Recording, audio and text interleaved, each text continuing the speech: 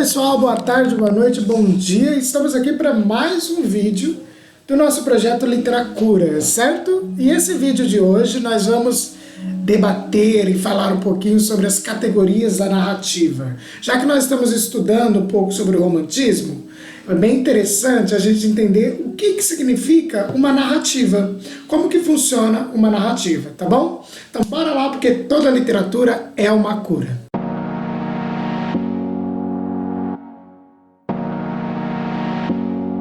Esse é mais um vídeo de leitura, diferente dos nossos vídeos de diálogos. No vídeo de diálogos, a gente sempre debate sobre alguma questão da escola literária e tudo mais, e traz um novo conceito de escola literária e etc e tal.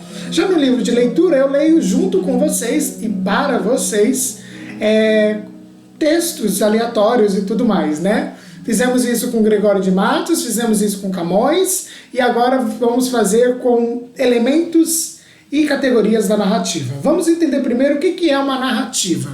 Bom, a narrativa nada mais é que o ato de narrar alguma coisa, contar uma história.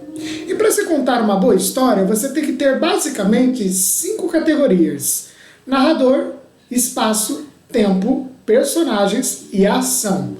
Quando todas essas categorias se conversam entre si, eu tenho uma narrativa. A narrativa ela é muito comum na prosa, certo? Na prosa. Por que na prosa? Porque é o texto escrito, é o texto livre, é aquele texto que você vai pegar no papel, vai ler, ou no computador, ou no tablet, e vai te dar todos os aparatos. É através da narrativa que surgem os gêneros temáticos, romance, terror, ficção científica e etc e tal. E a narrativa são as categorias que suportam os filmes, as séries e tudo mais, concorda? Mas dentro das nossas aulas de linguagens, prioritariamente falando, e principalmente dentro de literatura, a gente tem que entender... Meu Deus, cachorro latindo, personagem.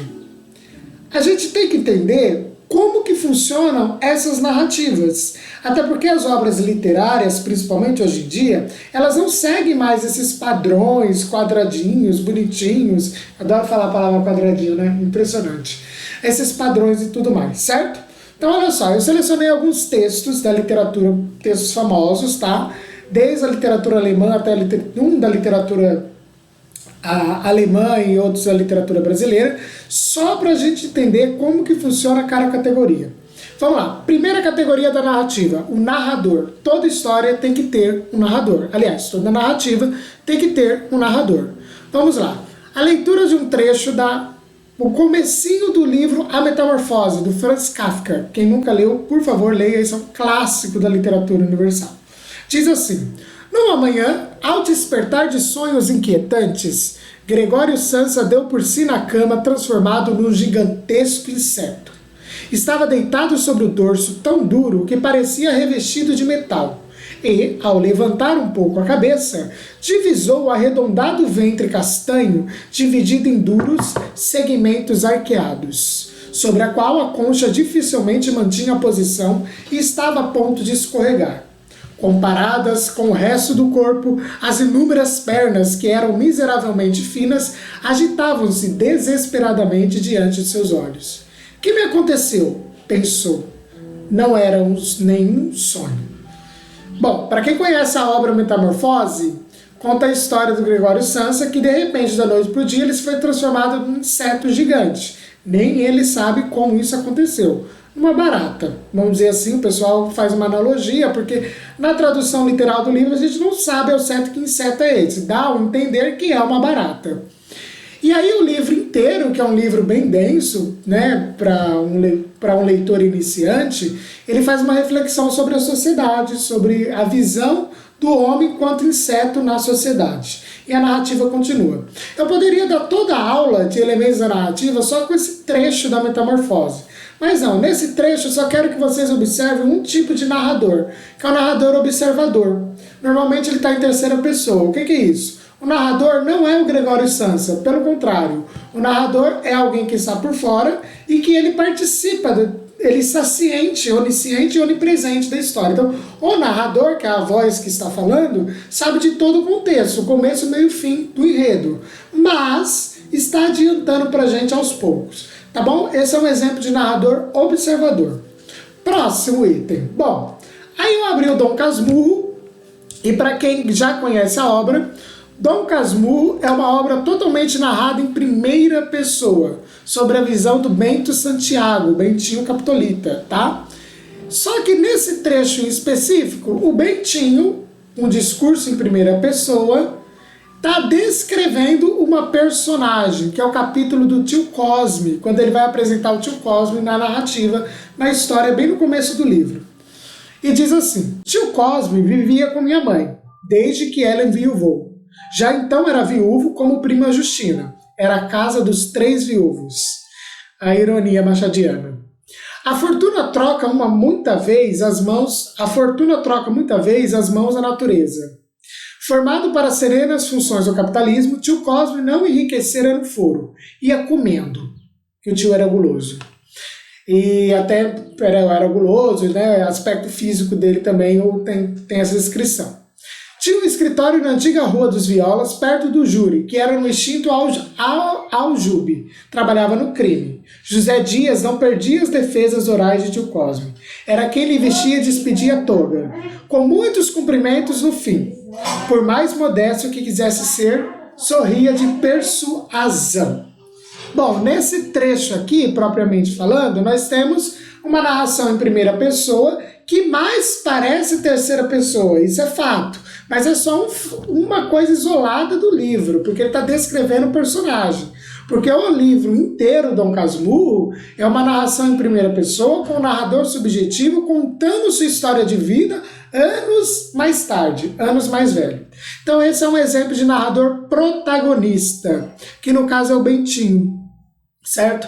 O livro Dom Casmurro começa, né? Numa noite dessas, quando eu vinha vindo pela rua, etc e tal, você já consegue pegar aí esse lance do narrador protagonista.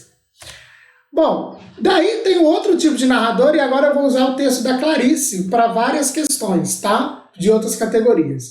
Que é o narrador personagem, que também é protagonista. Mas esse caso aqui eu chamo de personagem porque eu peguei exemplo de um conto. E no conto tem poucos personagens. E se você conhece a obra da Clarice Lispector, você sabe que a maioria dos contos delas são pouquíssimos personagens mesmo. É no máximo 2, 3 personagens que se dialogam entre si. E sempre tem uma personagem, na maioria das suas vezes feminina, que ela carrega o título de protagonista, mas ao mesmo tempo ela não é a protagonista, vamos dizer assim. E diz assim, é o trecho do conto Perdoando Deus, de Clarice Lispector. Tive então o sentimento de que nunca ouvi falar. Por puro carinho, eu me senti a mãe de Deus, que era a terra, o mundo. Por puro carinho mesmo, sem nenhuma prepotência ou glória, sem o menor senso de superioridade ou igualdade, eu era, por puro carinho, a mãe do que existe. Soube também que se tudo isso fosse mesmo, ia colocar aspas aqui, né? O que eu sentia, e não possivelmente um equívoco de sentimento, que Deus, sem nenhum orgulho e nenhuma pequenez, se deixaria acarinhar e sem nenhum compromisso comigo. Para você que não conhece o conto Perdoando Deus, conta a narrativa de uma mulher que está andando pelas ruas de Copacabana, se sentindo maravilhosamente bem, perfeitamente bem, quando de repente ela encontra um rato morto na rua. E aí ela fica apavorada, toma um pavor, porque ela tem medo de rato desde criança e tudo mais. Ela corre pela rua, se esconde entre os prédios, e então ela começa a questionar sobre a existência de Deus. Aliás, sobre a bondade de Deus. Se ela estava elogiando Deus a tal ponto de se sentir a mãe de Deus, por que Deus fez isso com ela? E a Clarice tem essa coisa mágica, maravilhosa, de nos colocar contra nós mesmos. Aqui eu tenho um exemplo de narrador personagem. Bom, eu acho que para narrador já está tudo ok, tudo esquematizado. Dentro da narrativa, nós temos as ações. O que são as ações? É aquilo que acontece em seguida. É toda a história contada. Eu vou até retomar esse trecho aqui do Perdoando Deus, um novo trecho, olha só. Eu ia andando pela Avenida Copacabana e olhava distraído edifícios. Daqui é o começo do conto, tá? Nesga de mar, pessoas, sem pensar em nada. Ainda não percebera que, na verdade, não estava distraída. Era de uma atenção sem esforço. Estava sendo uma coisa muito rara. Livre. Até aqui tá ótimo. Então aqui você já tem na sua mente que é uma mulher que está andando, né, sem pensar em nada, mas ao mesmo tempo consciente, uma coisa atrás da outra, que está acontecendo. Isso são as ações, tá? Bom, personagens. Personagens é muito interessante, porque eu gosto de usar personagens usando exemplo de novela, telenovela. Na telenovela, os personagens funcionam muito bem, porque o personagem é dividido em duas categorias, personagem plana e personagem redonda. Olha o desenho que eu fiz. Plano, de reto, e redondo, de círculo, tá? Eu não estou querendo dizer aqui aspecto físico, vocês vão entender. O que são as personagens planas? São aquelas personagens que elas começam de um jeito e elas vão vivendo a narrativa delas e terminam do mesmo jeito, na mesma índole. Eu vou dar um exemplo aqui da cabeça. Gabriela, de Jorge Amado. Ela é uma mulher simples, humilde, inocente, um pouquinho caipira, porque vem, né, vai morar lá em Ilhéus, uma cidade grande. E a inocência dela, esse jeitinho dela, sensual, inocente, vai conquistando as pessoas ao longo da narrativa. E no final ela permanece a mesma pessoa. Agora, o que é uma personagem redonda? São aquelas personagens que elas começam de um jeito e elas vão mudando ao longo da narrativa, por isso redondo, e elas terminam de outro jeito, de uma outra forma. Aqui me caberia, por exemplo, o livro Uma Aprendizagem ao Livro dos Saberes, da Clarice Lispector, em que a Lori, ela antes de se apaixonar pelo... Aliás, o livro já começa com ela apaixonada pelo Ulisses, mas ali no começo ela tem uma visão de mundo. Quando ela encerra o livro, ela tem uma outra visão de mundo. Poderia citar em aspecto literário. Mas por falar em televisão, vamos ao exemplo da novela. Um exemplo de personagem plana, numa novela aí famosa, vamos lá, vamos pegar uma novela, personagem plana. A Dona do Pedaço, a que fez a protagonista, Juliana Paz, ela começou boa e ela termina boa. E no caso da própria Dona do Pedaço, uma personagem que é redonda, né, poderia ser exemplo, por exemplo, o caso ali que foi o Reinaldo Gianecchini, que fez o papel ali que no começo ele tinha uma má índole, ele tinha um interesse, e depois ele se transforma em uma boa pessoa no final. A telenovela consegue fazer isso muito bem, o vilão. O vilão normalmente serão personagens redondos, porque eles começam mal e terminam bem. Ou eles podem começar bom e terminar mal, tá? Vamos lá. Próxima categoria, espaço e ambientação. Voltando de novo ao trecho da Clarice Lispector, Perdoando Deus. Vou pôr na tela para vocês. O espaço nada mais é que o local da narrativa. Por exemplo, este escritório é o espaço, tá? E a ambientação é quando o narrador descreve o espaço. Então, esse escritório com scrapbook, com prateleira de livros, com som, com etc e tal. Nesse exemplo de Perdoando Deus, a gente tem um exemplo claro, porque ela vai falar, o narrador fala, né? A narradora, no caso, eu ia andando pela Avenida Copacabana, já apareceu a Avenida Copacabana, e olhava distraído os edifícios, já me aparecem os edifícios. Nesga de mar, o mar batendo, ó a descrição, ó. Agora já teve uma ambientação. Ela não está apenas andando na Avenida Copacabana. A avenida está indo aqui, tem o mar, tem o edifício, por aí vai. Então a ambientação é isso. Para finalizar, nós temos o tempo. O tempo pode ser cronológico ou psicológico.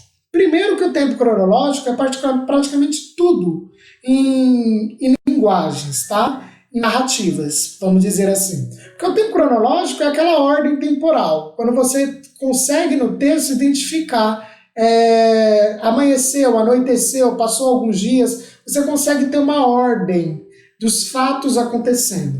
Até no próprio Dom Casmurro, o livro Dom Casmurro, tem um capítulo que me falha a memória agora, que ele está narrando, que dá a entender que é um tempo psicológico. Eu já vou falar o que é isso. Mas não é, mas ele é cronológico, porque por mais que o narrador do Dom Casmurro seja um velho que está narrando as histórias desde a adolescência, ele coloca isso numa ordem cronológica.